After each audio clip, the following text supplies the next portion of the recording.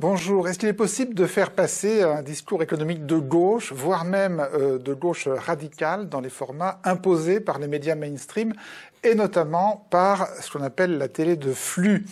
Depuis des années, des économistes comme Frédéric Lordon, que nous connaissons bien ici, répondent par la négative et ne s'expriment que dans des formats choisis ou, à la limite, âprement négociés avec les médias qui les invitent.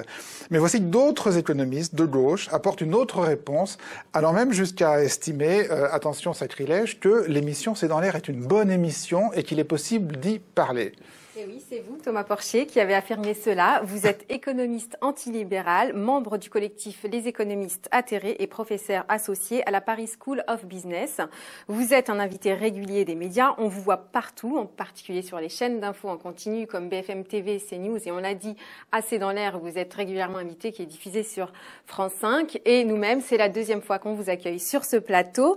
Et à chacune de vos interventions, votre objectif est le même, c'est de faire passer des idées alternatives pour en finir, dites-vous, avec le discours de la pensée dominante. C'est d'ailleurs l'objet de votre dernier ouvrage intitulé Le traité d'économie hérétique qui vient d'être publié aux éditions Fayard. Voilà, et aussi avec nous sur ce plateau, Mathilde Larère, qu'on voit moins dans les émissions mainstream, peut-être qu'elle nous expliquera pourquoi, et qui nous parlera du travail du dimanche. Mais alors, tout a commencé, l'affaire Porcher a commencé cet été, non pas avec une émission de télé, mais avec un article du Monde. Oui, c'est un article qui a été publié le 3 août et il faut le dire, c'est un portrait plutôt flatteur, comme le laisse suggérer d'entrée le titre. Thomas Porcher, l'économie vous va si bien. Alors, que dit-on ? Va si bien. Alors, que dit-on ? Tout d'abord, l'article souligne vos positions politiques. Vous êtes un homme, je cite, résolument de gauche, qui se veut alternatif, antilibéral, post-keynésien, voire marxisant, voire déviant ou mauvais genre. Et très vite, Laurent Tello, donc le journaliste auteur de cet article, en vient à votre rapport aux médias. Il raconte comment vous êtes engouffré à corps perdu dans la faille médiatique avec le risque, je cite, de se transformer en Michel Simès de sa discipline. On apprend aussi dans ce portrait que pour répondre à toutes les sollicitations des médias, vous n'hésitez pas à confier votre enfant à votre mère pour courir les plateaux.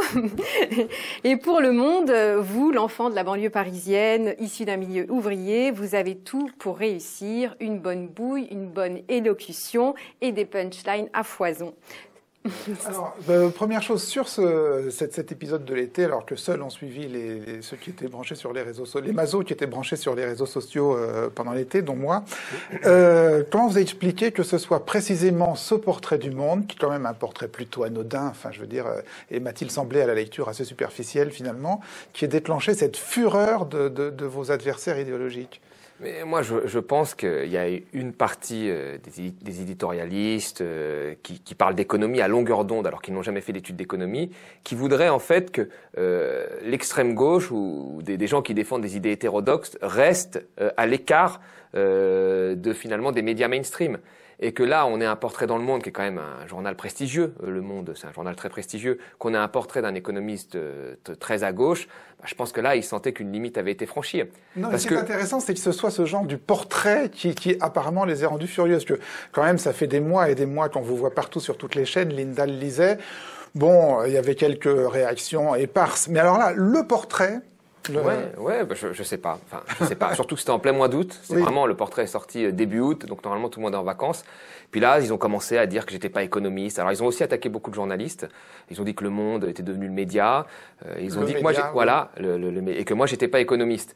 Bon, c'est marrant. Après, que quelqu'un comme Briançon, qui a été directeur de l'Expansion, partout où il passe, on le présente comme économiste, alors qu'il n'a jamais fait d'études d'économie, il n'a jamais donné un cours d'économie, il n'a jamais publié le moindre article CNRS d'économie, et lui, il se prétend être économiste, et il dit que moi, je suis pas économiste, c'est marrant, c'est ridicule. Et ce qui est assez marrant, c'est qu'ils ont attaqué, et ils savaient qu'ils allaient se prendre des baffes en retour, parce que l'attaque était très simple, et que ça se soit retweeté par Dominique Seux, Monsieur Apathy, ou d'autres des Échos, c'est assez marrant en fait. Alors justement, cette attaque anti-regroupée s'est vite retournée contre contre ces initiateurs? Parce qu'on a vu arriver sur Twitter une citation de vous, donc je cite « Les dettes des États sont fictives, rien n'oblige à les rembourser. Exemple, l'emprunt russe ou la Grèce ou bientôt le Venezuela, ces pays existent toujours et on le vit bien. » Cette citation est évidemment fausse puisqu'elle a été inventée de toutes pièces par Le Compte, Le Merdia, qui est un site parodique de la web TV. Le Merdia. Le Merdia. C'est un site parodique de la web télé Le Média et malheureusement elle a été quand même reprise par de nombreux adversaires qui sont tombés dans le piège et vous avez aussitôt répliqué avec ce tweet. Et voilà, le journaliste Jean-Michel Apathy, relayeur de fake news depuis 30 ans, pris la main dans le sac. Oui.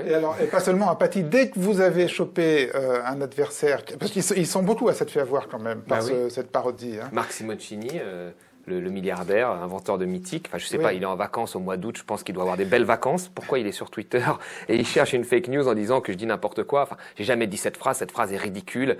J'ai parlé de dette publique dans le cas de la France. Les dettes pour d'autres pays sont des vrais problèmes. Pour des pays pauvres, ce sont des vrais problèmes. La dette des pays africains, elle doit être annulée en partie. Elle est souvent annulée. J'ai souvent défendu leur annulation. Là, c'est repris. Voilà, on reprend une partie des morceaux de ce que j'ai dit, puis après on les transforme.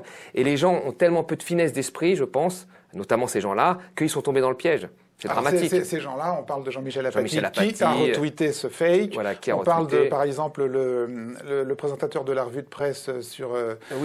Radio Classique. Sur Radio Classique, Michel Grossier. Et il retweet ça en mettant un commentaire à 500 000 personnes, 400 000 personnes quand même. Donc voilà, alors, soit ils sont bêtes, et ils n'ont pas vu, c'est possible, soit il y a une volonté de me décrédibiliser. Justement, qu'il y en a quand même qui se sont excusés.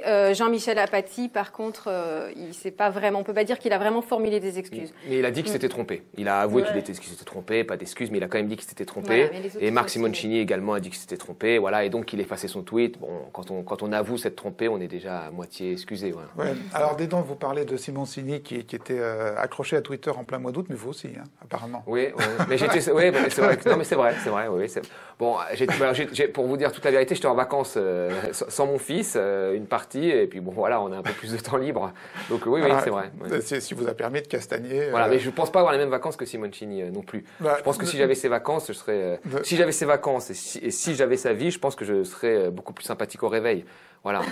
Je pense que vous dites. Ça veut dire que si vous étiez riche, vous deviendriez de droite. Non, pas du tout. Mais je serais moins agressif. Là, on sent vraiment qu'il y a un combat d'idées derrière ça, alors que je pense qu'il doit dormir dans un grand lit, il doit être reposé, il doit manger des bons fruits au réveil. Il doit être bien. Ce qui n'est pas votre cas. Ce qui est moins mon cas. Oui, je dors moins bien. Ce qui est moins mon cas. Oui, c'est vrai. Ce qui est moins mon cas. Voilà.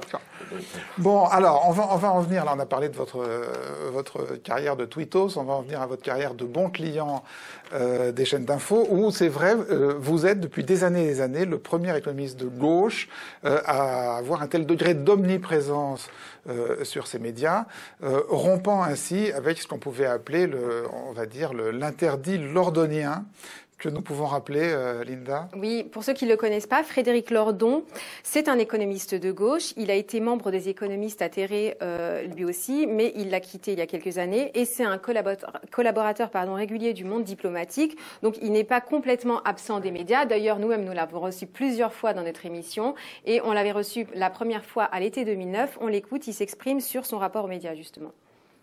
C'est pas que j'ai reçu aucune sollicitation, j'en ai reçu même un certain nombre, mais je les ai déclinés à 95%. Et en fait, je les décline toujours sur la base du même argument et du même critère, qui est celui des conditions de parole qu'on m'offre. Donc, venir faire le mariole pour 2 minutes dans un magazine découpé en tranches de salami ou pour 10 secondes au journal télévisé, ça ne m'intéresse pas. Participer à un débat contradictoire, donc je pense que c'est le genre le plus, enfin c'est l'argument de démocratie le plus spécieux qu'aient les médias en stock. Je ne m'y livre pas.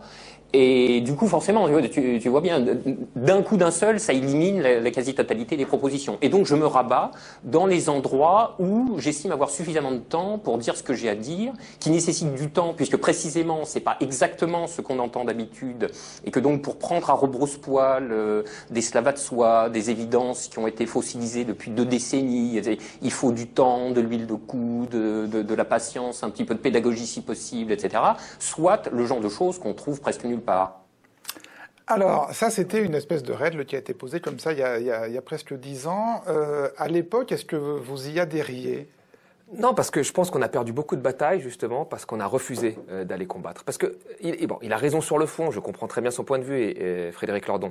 Mais le matin, à 7 heures du matin, si vous prenez pas les 2 minutes, qu'est-ce qui va les prendre? C'est Agnès Verdier-Moulinier, parce qu'elle est payée pour ça, ou tous les représentants de think tank ou d'officines pro-Macron.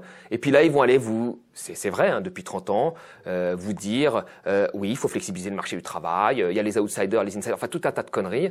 Et là, vous laissez le champ libre. Et franchement, Frédéric Lordon, c'est un grand intellectuel, il touche énormément de personnes, mais il y a toujours des gens que vous n'arrivez pas à toucher. Quand vous faites un C'est dans l'air, c'est 1 million de personnes qui vous écoutent. Quand vous êtes sur BFM TV, 200 000, 400 000 personnes. Et là, moi, je pense que vous atteignez des gens qui ne lisent pas forcément le Monde diplomatique, qui ne lisent pas le blog. Ce n'est pas mon cas, hein. Moi, je lis beaucoup Frédéric Lordon, qui n'ont pas accès à ces livres. Et là, vous touchez ces gens.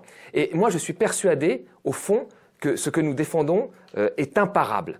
Quand vous voyez Christophe Rameau qui parle de la dépense publique, oui, mais voilà. Mais quand vous regardez Christophe Rameau qui parle de la dépense publique, Henri Stardignac qui parle du modèle social, ou Frédéric Lordon qui parle de la crise financière, franchement, en face, il faut vraiment qu'il y ait quelqu'un de très très bon pour contrer ces arguments. Donc, soit on accepte de jouer ce jeu-là et on prend 2 minutes et on fait des punchlines, on fait des mots rapides, on prend quelques chiffres comme ça qui sont parlants et on accepte de jouer le jeu parce qu'on se dit que c'est comme ça qu'on va gagner. Soit on le fait à côté. Moi, je vois que Podemos, quand ils ont gagné cette bataille, ils ont décidé de ne plus s'adresser qu'à l'extrême gauche, parce que c'est des gens d'extrême gauche. Ils ont décidé d'aller vraiment sur des médias mainstream. Jean-Luc Mélenchon aussi dans sa campagne, YouTube, etc. Enfin, voilà. En même temps, Podemos a fait son ascension avec leurs propres médias, leurs propres chaînes de télévision, justement. Mais pas que, parce que Pablo Iglesias était très présent dans les médias. Et d'ailleurs, il était tellement présent dans les médias que quand ils ont mis les bulletins de vote, ils ont choisi de mettre sa tête dessus, parce qu'on connaissait plus sa tête que le mouvement Podemos. Donc, c'était vraiment, voilà. Et donc, bon, moi, c'est un choix que j'ai fait, je critique pas le choix de Frédéric Lordon, mais je pensais que voilà, il y a beaucoup d'économistes d'extrême gauche qui ont décidé à un moment d'être à côté et qui ont laissé un boulevard à tous ces économistes de droite que nous connaissons, Godet. Pour moi, ils ont eu tort. Et que les économistes atterrés depuis 2011, on les voit beaucoup dans les médias. Christophe Rameau, on le voit dans les médias aujourd'hui. Henri Stardignac, on le voit. David Caïlan, on le voit dans les médias. On les voit de plus en plus. Et franchement, ceux qui débattent avec eux, ils sont en position de force. Et ça leur fait bizarre au début. Parce que pendant très longtemps, ils ont parlé à des gens qui étaient souvent d'accord à quelques différences près.